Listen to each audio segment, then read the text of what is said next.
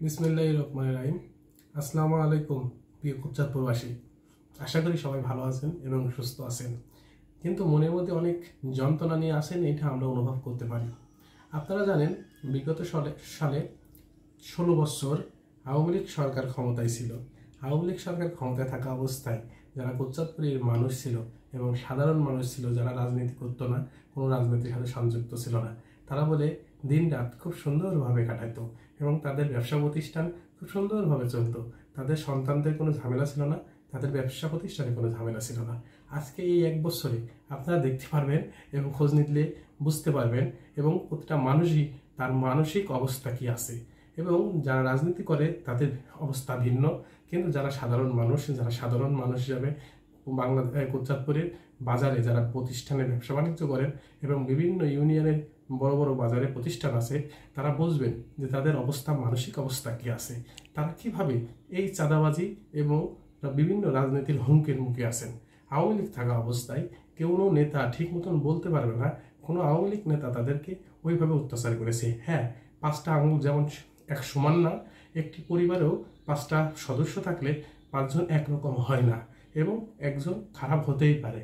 আওয়ামী লীগের মধ্যেও যে ভালো লোক ছিল না এবং খারাপ লোকও ছিল না, এটা আমরা কখনো বলি না, কিন্তু কোটচাঁদপুরের অবস্থা অবশ্যই ভিন্ন।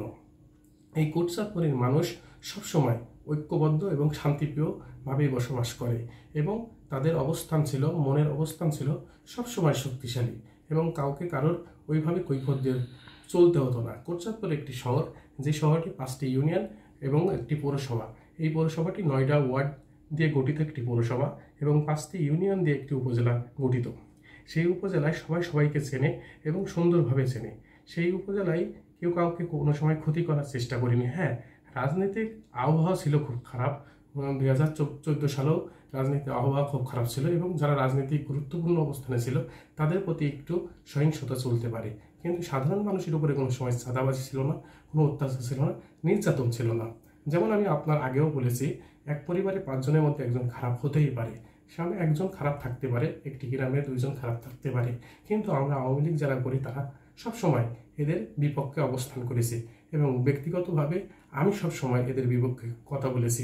আমি সামনে একটি লাইভ নিয়ে আসব, ফেসবুক লাইভে আসব, এতে আপনাদের বর্তমান কোচ্চাদপুরের পরিস্থিতি আমি আপনাদের সামনে তুলে ধরব এবং আওয়ামী লীগ, বিএনপি, জামাত সবাই কি কি অবস্থানে এলাকা ভিত্তিক রাজনীতি করেছে এবং কিভাবে অত্যাচার চলছে কোচ্চাদপুরে এখন, সেটা আমি অবশ্যই আপনাদেরকে জানাবো।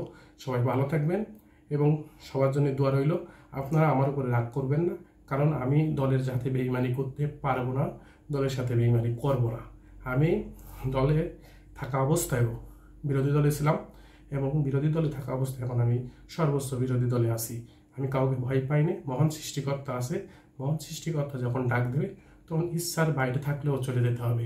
আমি সবার কাছে দোয়া প্রার্থনা করি এবং আমার প্রিয় কোচ্চাদপুরবাসীর জন্য আমি সবসময় দোয়া করি। আমি সবাইকে ভালোবাসি। সবাই ভালো থাকবেন। আসসালামু আলাইকুম। জয় বাংলা, জয় বঙ্গবন্ধু। সবাই সুস্থ থাকেন।